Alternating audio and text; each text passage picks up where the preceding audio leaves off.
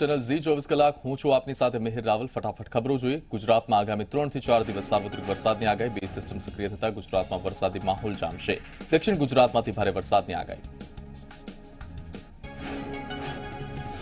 બનાસકાંઠાના પાલનપુર, વડગામ, અમીરગઢ અને દાંતામાં વરસાદ વરસ્યો। પાલનપુર કલેક્ટર કચેરીમાં વરસાદી પાણી ભરાતા હાલાકી, અરજદારો વરસાદી પાણીમાંથી પસાર થવા મજબૂર। મહીસાગર જિલ્લામાં વરસાદી માહોલ। કડાણા તાલુકામાં સૌથી વધુ 5 ઇંચ વરસાદ। સંતરામપુર અને ખાનપુરમાં 2 ઇંચ તેમજ લુણાવાડા એમાં 1 ઇંચ વરસાદ। વરસાદના આગમનથી ખેડૂતોમાં ખુશી। જિલ્લામાં છૂટો છવાયો ધીમી ધારે વરસાદ યથાવત। અરવલ્લી જિલ્લામાં સાર્વત્રિક વરસાદ। છેલ્લા 24 કલાકમાં મેઘરજમાં 4 ઇંચ, ધનસુરામાં 3 ઇંચ વરસાદ પડ્યો। મોડાસામાં 2.5 ઇંચ, માલપુરમાં 2 ઇંચ વરસાદ પડ્યો। જિલ્લામાં 1.69 લાખ હેક્ટરમાં થયું છે ચોમાસું વાવેતર। દેવભૂમિ દ્વારકામાં મુશળધાર વરસાદથી પાણી। મુશળધાર વરસાદથી શહેરના અનેક વિસ્તારોમાં પાણી ભરાયા। પાણી ભરાઈ જતા સ્થાનિકોને હાલાકી પડી। પંચમહાલ જિલ્લાના મોરવા હડપમાં 1.5 ઇંચ વરસાદ। ઉપરવાસમાં વરસાદને પગલે પાનમ ડેમમાં 1061 ક્યુસેક પાણીની આવક। પાનમ જળાશયમાં માત્ર 37% જ પાણીનો જથ્થો। જૂનાગઢમાં ભારે વરસાદથી વિલિંગ્ડન ડેમ છલોછલ। જૂનાગઢ શહેરના મધ્યમાં આવેલું નરસિંહ મહેતા સરોવર પણ છલકાવાના આરે। ગિરનાર અને દાતારના પહાડોમાં ભારે વરસાદથી વિલિંગ્ડન ડેમમાં પુષ્કળ પાણી આવ્યું। પાટણના હારીજ, સરસ્વતી, ચાણસ્મા અને સિદ્ધપુરમાં વરસાદ વરસ્યો। ધોધમાર વરસાદથી વાતાવરણમાં ઠંડક પ્રસરી। વરસાદ વરસતા ખેડૂતોમાં ખુશી જોવા મળી। કપાસ અને એરંડાના પાકને મળશે જીવતદાન। રાજકોટના ભૂખી ગામ પાસે આવેલ ભાદર 2 ડેમમાં નવા નીરની આવક। ભાદર ડેમમાં પાણીની સપાટી 38 ફૂટ 25 મીટર। ઉપરવાસમાં વરસાદથી ભાદર 2 ડેમમાં નવા નીર આવ્યા। ભાવનગરના પાલીતાણાનો જીવાદોરી સમાન શેત્રુંજી ડેમ ઓવરફ્લો થયો। ડેમના 59 દરવાજા 2 ફૂટ સુધી ખોલવામાં આવ્યા। ડેમના દરવાજા ખોલાતા નીચાણવાળા ગામોને તંત્રએ એલર્ટ કર્યા। સરદાર સરોવર નર્મદા ડેમની જળસપાટીમાં વધારો। ઉપરવાસમાં સારા વરસાદથી ડેમમાં નવા નીરની આવક। હાલ નર્મદા ડેમની જળસપાટી 119.02 મીટર પર। સાબરકાંઠા જિલ્લાના હાથમતી અને હરણાવ જળાશયમાં પાણીની આવક થઈ। ઉપરવાસમાં વરસાદથી બંને જળાશયમાં નવા નીરની આવક। જળાશયમાં નવા નીરથી ખેડૂતોમાં ખુશી। છોટાઉદેપુરના રાજવાસણા ગામ પાસે હેરણ નદી પર આવેલો આડબંધ ઓવરફ્લો થયો। ઉપરવાસમાં ભારે વરસાદથી હેરણ નદીમાં પાણીની આવક થઈ। ગીર સોમનાથના સૂત્રાપાડામાં ધોધમાર વરસાદથી સરસ્વતી નદીમાં પૂર। સોમનાથ સ્થિત ત્રિવેણી નદીમાં પણ નવા નીર આવ્યા। નવા નીર આવતા ખેડૂતોમાં ખુશીનો માહોલ। પંચમહાલના હડફ ડેમમાં 200 ક્યુસેક પાણીની આવક નોંધાઈ। હાલ ડેમનું લેવલ 165.20 મીટર। જળાશયમાં 83.60% પાણીનો જથ્થો। અરવલ્લીના મોડાસા પાસે માતેરું તળાવ ઉભરાયું। તળાવ છલોછલ થતા આજુબાજુના ખેતરમાં પાણી ભરાયા। ધોધમાર વરસાદથી તળાવમાં પાણી આવ્યું। દેવભૂમિ દ્વારકા મુશળધાર વરસાદથી પાણી થયું। મુશળધાર વરસાદથી શહેરના અનેક વિસ્તારોમાં પાણી। નગરપાલિકાએ પાણીના નિકાલની કરી કામગીરી। 6 કલાકમાં 6 ઇંચ વરસાદ ખાબકતા પાણી ભરાયા। પાણી ભરાઈ જતા સ્થાનિકોને હાલાકી। અરવલ્લીના મોડાસાના મદાપુર કંપાના રોડ પર વરસાદી પાણી ભરાવાની સમસ્યા યથાવત। પાણી ભરાતા વાહન ચાલકો અને રહીશોને પડે છે હાલાકી। ગિરનાર પર્વત પર ભારે વરસાદને પગલે ઝરણા વહેતા થયા। જટાશંકર મંદિર પાસે પાણીના ઝરણા વહ્યા। પાણીના ઝરણા વહેતા ગિરનારનો અનેરો નજારો જોવા મળ્યો। અરવલ્લીના મોડાસાથી મદાપુર કંપાના રોડ પર વરસાદી પાણી ભરાયા। ડમ્પિંગ યાર્ડ પાસે ગરનાળું બંધ કરી દેવાતા મુશ્કેલી। વરસાદી પાણી કલાકો બાદ ઓસરતા માર્ગ શરૂ કરાયો। રવિ પાકની એમએસપીમાં વધારો। કેન્દ્રીય કેબિનેટમાં લેવાયો ખેડૂતો માટે મોટો નિર્ણય। એમએસપીમાં વધારો થવાથી ખેડૂતોને મળશે રાહત। ઘઉંની એમએસપીમાં પ્રતિ ક્વિન્ટલ 40 રૂપિયાનો વધારો। દિવ્યાંગો માટે રાજ્ય સરકારની મહત્વની જાહેરાત। પંચાયત સેવા વર્ગ 3ની ભરતીમાં 4% અનામત અપાશે। રાજ્યના પંચાયત વિભાગે પરિપત્ર જાહેર કર્યો।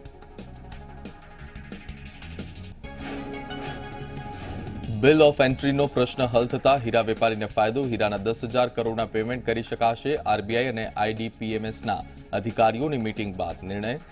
આરબીઆઈના પોર્ટલની ખામીને લીધે 3 જૂનથી 3 જુલાઈ સુધીના પેમેન્ટ અટવાયા હતા.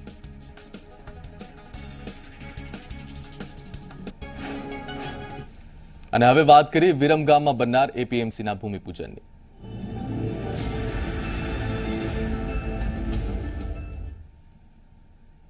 તો આ ભૂમિપૂજન પ્રસંગે નાયબ મુખ્યમંત્રી અત્યારે સંબોધન કરી રહ્યા છે. સીધા જઈએ વિરમગામ. હરાજી થાય ત્યાં ત્યાં સાચો તોલ થાય અને લગભગ એક દિવસે ખેડૂતના માલના પૈસા ખેડૂતને મળી જાય અને ખેડૂત માલ લઈને આવ્યો હોય અને હરખાતો એના સારા ભાવે વેચી અને પૈસા લઈને ઘેર જાય એ માર્કેટ યાર્ડનો હેતુ છે. આટલી મોટી જૂની માર્કેટ કમિટી આ વિરમગામનો ઇતિહાસ વાંચ્યો. પહેલા ખૂબ સારી ચાલતી હતી, વચમાં થોડું બધું ધીમું પડ્યું, પછી પાછું હવે ફરીથી અત્યારે 1 કરોડ 2 કરોડ રૂપિયા ફંડ પડ્યું છે, રિઝર્વ ફંડ. 11 વીઘા જમીન લીધી, હવે કમ્પાઉન્ડ વોલ બનાવશે અને ડાંગરની મોટી ખેતી આપણા વિસ્તારમાં થાય છે. અમદાવાદ જિલ્લો એટલે ડાંગરવાળો વિસ્તાર એવું આપણે માનીએ છીએ. એરંડા પણ થાય, રાયડો પણ થાય. પહેલા તો કપાસ થતો હતો, કલ્યાણ કપાસ મને ખબર છે. કાલા બહુ કાલા તમારા બધાના અમારા કડીમાં આવતા હતા. વિરમગામમાં જીનો હતા. એટલે ભાઈએ હાલ મારું સ્વાગત કર્યું. પ્રભુભાઈ શું નામ? પ્રભુભાઈ એ જીન ચલાવે છે.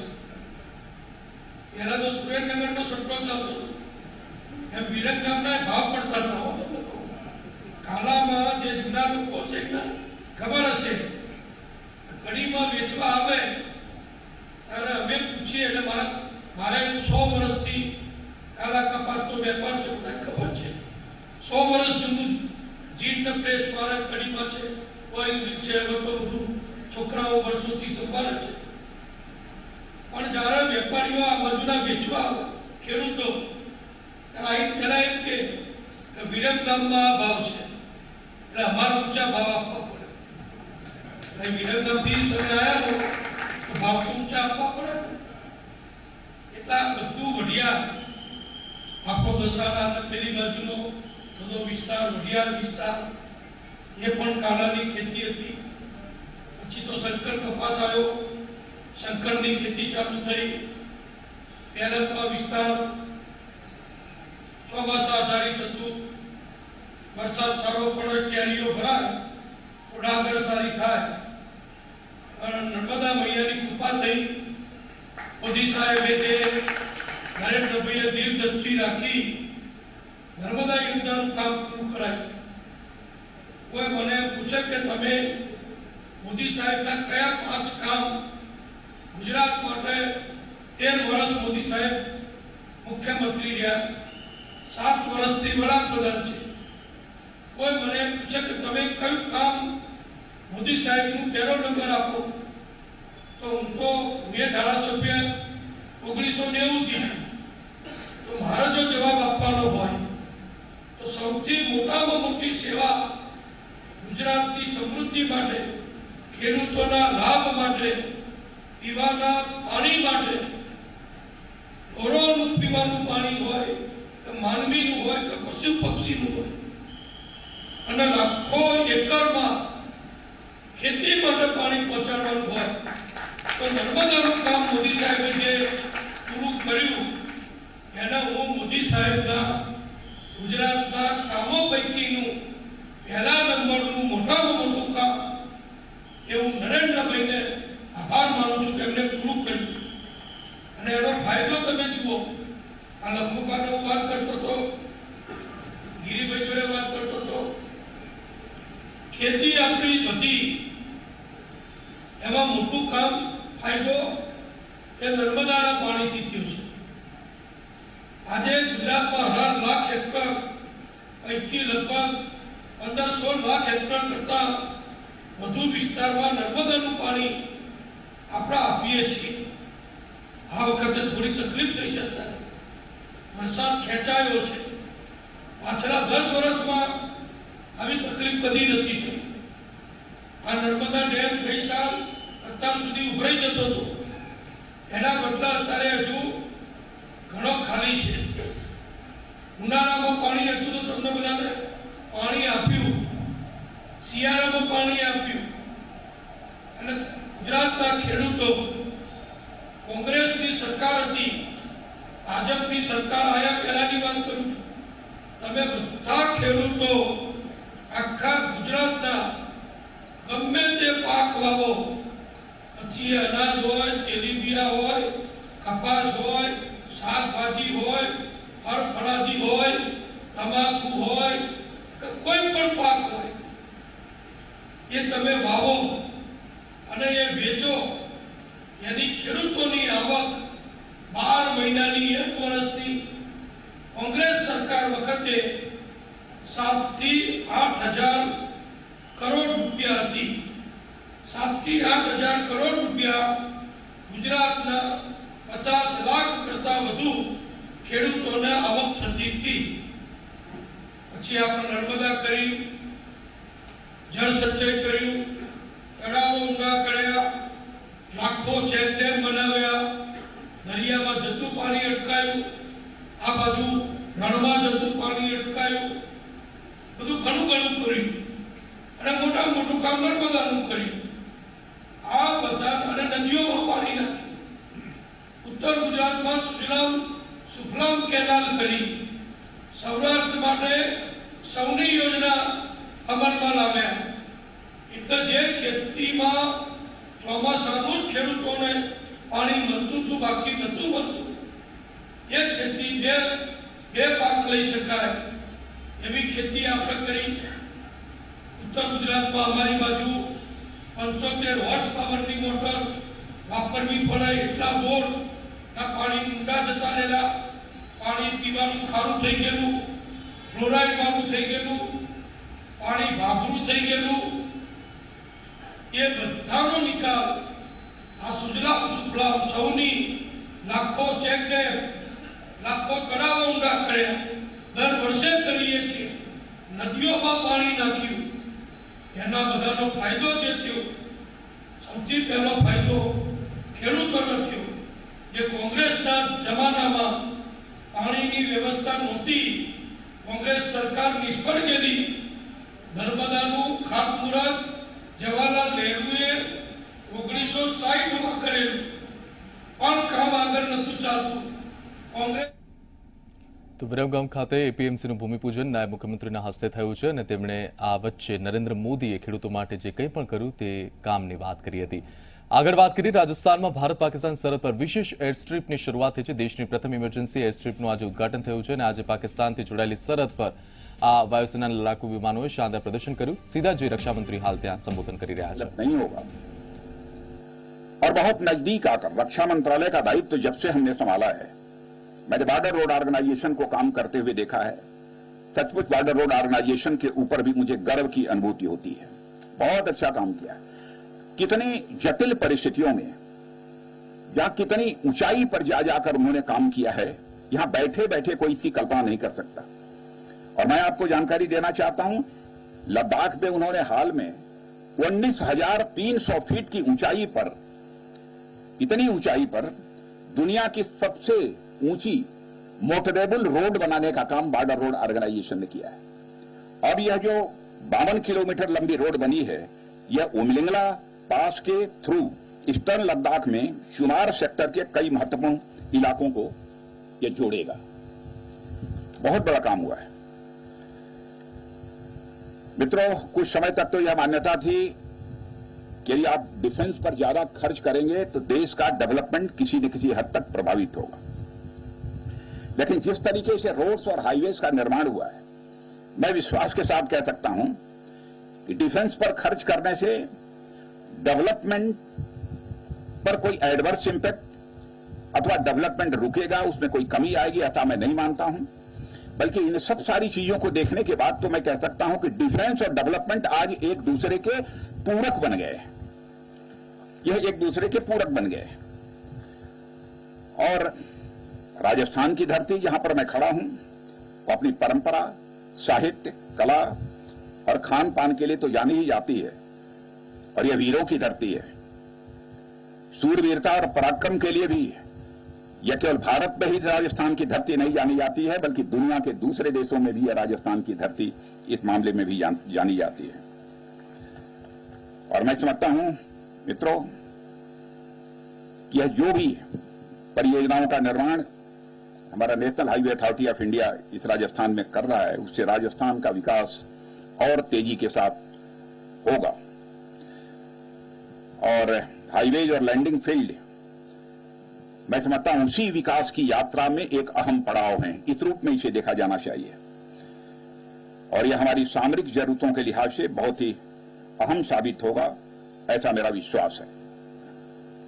और मित्रों, फिर से देश का रक्षा मंत्री होने के नाते मैं कहना चाहूंगा कि सचमुच इस समय हमारे एयरफोर्स, नेवी और आर्मी के जवान जिस तरीके से अपनी भूमिका का निर्वाह कर रहे हैं, उसकी जितनी भी प्रशंसा की जाए वह कम है। और इसी अवसर पर आपको मैं एक जानकारी यह भी देना चाहता हूं, इसके पहले हमारे इन सब सारे फोर्सेस के लिए वेपन्स यानी हथियार, अन्य बहुत सारी सामग्रियां, एमिनिशंस, यह सब हम लोग दुनिया के दूसरे देशों से इंपोर्ट किया करते थे। लेकिन प्रधानमंत्री जी के नेतृत्व में हम लोगों ने संकल्प ले रखा है कि भारत लंबे समय तक दुनिया के दूसरे देशों से अब यह वेपन्स, प्लेटफॉर्म्स, एमिनिशंस ये इंपोर्ट नहीं करेगा, बल्कि हिंदुस्तान में 1 दशक, 1.5 दशक के अंदर ऐसे हालात पैदा करेंगे कि भारत दुनिया में इंपोर्टिंग कंट्री के रूप में नहीं जाना जाएगा, बल्कि दुनिया में एक्सपोर्टिंग कंट्री के रूप में जो है भारत की एक पहचान बनेगी। और मुझे बताते हुए एक खुशी हो रही है कि हमारी सरकार ने इंडियन एयरफोर्स के लिए कल ही 56 ट्रांसपोर्ट एयरक्राफ्ट का 22,000 करोड़ की लागत से प्रोक्योर करने का, खरीदने का, बनाने का निर्णय लिया है। यह एक ऐतिहासिक निर्णय है, पहले तो यह कल्पना भी नहीं की जा सकती, और पहली बार यह ऐतिहासिक फैसला हमारी सरकार ने लिया है। आजाद भारत के इतिहास में कभी भी ऐसा फैसला नहीं हुआ है जो कल का यह फैसला हुआ है। यह स्वाभाविक है कि हमारी सरकार की यह सेल्फ रिलायंस यानी आत्मनिर्भरता बनाने की यात्रा में यह एक मील का पत्थर साबित होगा, इसमें कहीं दो मत नहीं है। और इस निर्णय में मैं एक के साथ एक और निर्णय लिया गया है। एविएशन के फील्ड में पहली बार एक भारतीय industry, Indian private industry participate कर रही है, और एक विदेशी कंपनी, ओरिजिनल जो इक्विपमेंट मैन्युफैक्चरर्स होते हैं, उनके साथ मिलकर भारत में बनाएगी इसे। सबसे बड़ी बात तो यह है। और ट्रांसपोर्ट एवं सिविल एयरक्राफ्ट बनाने में देश में जहां एक और प्राइवेट सेक्टर में कैपेबिलिटी डेवलप होगी, वहीं दूसरी ओर हमारी भारतीय वायुसेना को मैन और मटेरियल के टैक्टिकल एयरलिफ्ट की कैपेबिलिटी में भी काफी हद तक इजाफा होगा। देश में सैकड़ों की संख्या में हमारी एमएसएमईज हैं, और एमएसएमईज इस सप्लाई चेन का भी हिस्सा हम बनेंगे और ग्लोबल सप्लाई चेन से भी जुड़ेंगे। और देश के युवाओं को जो स्किल्ड और सेमी स्किल्ड हैं, उन्हें भी एम्प्लॉयमेंट का अवसर प्राप्त होगा, ऐसा मेरा विश्वास है। मित्रों, आज के इस अवसर पर इससे ज्यादा कुछ न कहते हुए एक बार मैं national highway authority of India और इंडियन एयरफोर्स को बधाई देना चाहता हूं। और जिस प्लेन से हम लोग चलकर आए हैं C-130J, उसके captain, group captain R Nanda और को पायलट विंग कमांडर रवीश को भी अपनी तरफ से मैं हार्दिक बधाई देता हूं। તો રક્ષામંત્રી રાજનાથસિંહે રાજસ્થાનથી ખાસ વાત કરી છે કે હવે ઇમ્પોર્ટર નહીં એક્સપોર્ટર બનશો અને ભારત એક નિકાસ કરતું રાજ્ય બનશે, નિકાસ કરતો દેશ બનશે, અને એથી જ ડિફેન્સ ક્ષેત્રે પણ એક નવી ક્રાંતિ થશે। આ સાથે જ રોકાઈ એક નાનકડા બ્રેક માટે આપનો તરફથી 24 કલાક।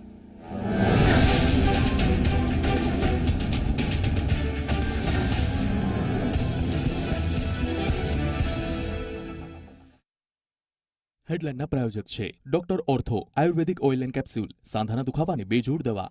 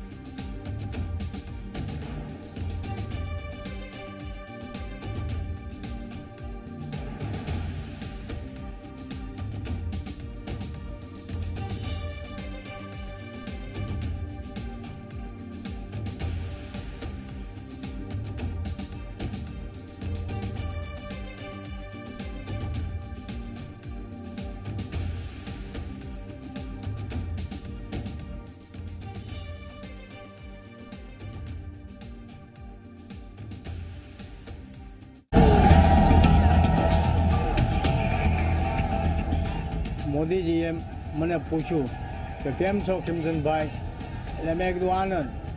તો કે આનંદ શબ્દ મને બહુ ગમ્યો. ક્યારેય એવું પણ મેં નહીં સાંભળ્યું કે આજે 21 વર્ષમાં એમણે બીમાર પડ્યા કે એક દિવસની રજા રહી. રાત્રે 2 વાગે જોવો કે સવારે 4 વાગે જોવો કે બપોરના જોવો, એકદમ ફ્રેશ માઇન્ડ અને એકદમ દોડતા માણસ. નરેન્દ્રભાઈનો દૃષ્ટિકોણ જે છે વિકાસનો, કામ લેવાનો, કામ કરાવવાની પદ્ધતિનો, અમને કેબિનેટમાં કહેતા કે હું 16 કલાક કામ કરું તો તમારે 14 કલાક કામ કરવાની તૈયારી રાખવી. આથી ઓછું કામ કરી શકો ન હોય તો તમારી સ્વેચ્છાએ છોડી દેજો, કામ તો કરવું જ પડશે. અમરેલી જિલ્લાને જે મળ્યું છે માત્ર ને માત્ર નરેન્દ્રભાઈ મોદી મારફત મળેલું છે. એ કહેવામાં કોઈ પણ પ્રકારનો સંકોચ નથી. આજની તારીખે અમે ગમે ત્યારે નરેન્દ્રભાઈને મળવા જાવી તો ક્યારે પણ એવું નથી લાગ્યું કે નરેન્દ્રભાઈ વડાપ્રધાન છે ને અમારી સાથે નહીં મળે. કેમ છો બધા? મજામાં? પર આ બધા સુખમાં ને?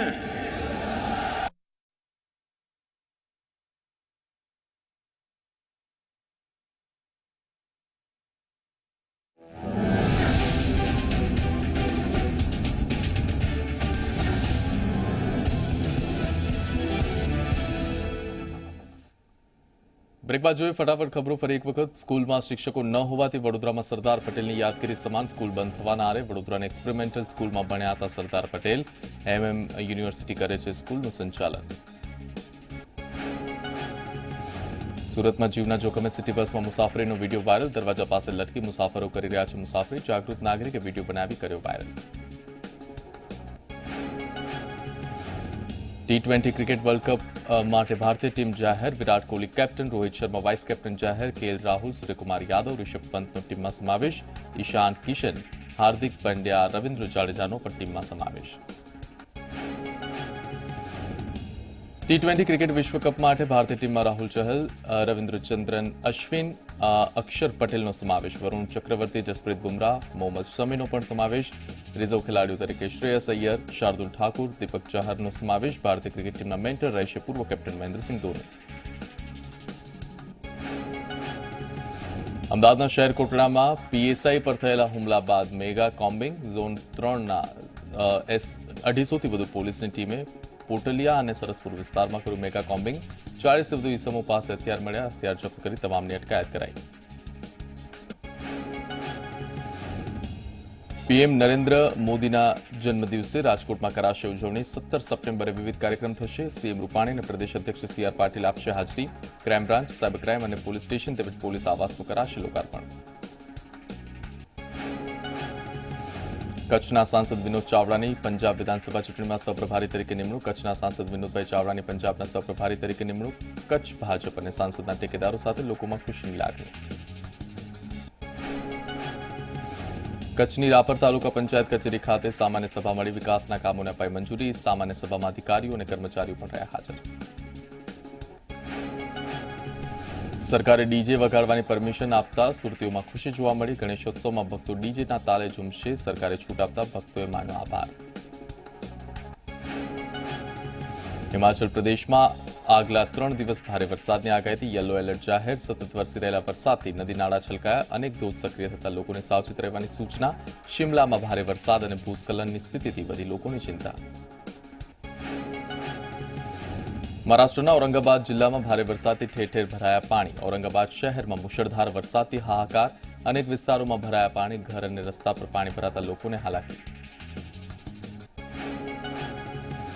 પ્રધાનમંત્રી મોદીએ પેરાલિમ્પિકના વિજેતા ખેલાડીઓ સાથે કરી મુલાકાત. પેરાલિમ્પિકના ખેલાડીઓને આપ્યા અભિનંદન. અત્યાર સુધીનું પેરાલિમ્પિકમાં ભારતનું શ્રેષ્ઠ પ્રદર્શન રહ્યું. ગુજરાતની ભાવિના પટેલે જીત્યો છે સિલ્વર મેડલ.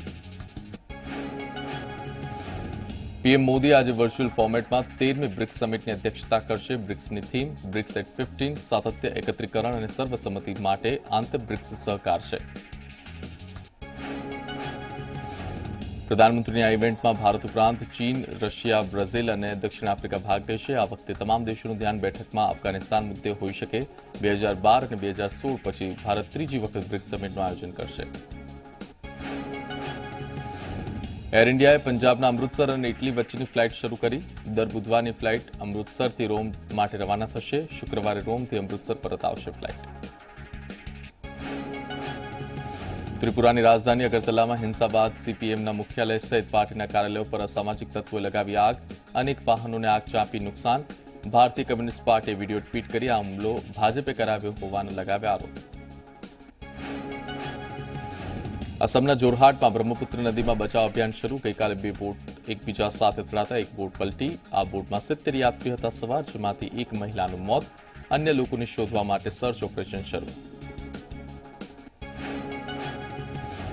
પંજાબ રોડવેઝ, પનબસ અને પીઆરટીસીના કોન્ટ્રાક્ટ કર્મચારીઓને સતત ત્રીજા દિવસે હડતાળ યથાવત. કોન્ટ્રાક્ટ બેઝ કર્મચારીઓ કાયમી કરવાની માંગ સાથે હડતાળ કરી રોજ બસમાં મુસાફરી કરી. તેમના કામ પર જતી મહિલાઓને કલાકો બેસી રહેવાનો વારો આવ્યો. થોડી વારમાં બપોરના મોટા સમાચાર સહયોગી ધરા સાથે આપ જોતા રહો ગુજરાતની નંબર 1 ન્યૂઝ ચેનલ ઝી 24 કલાક.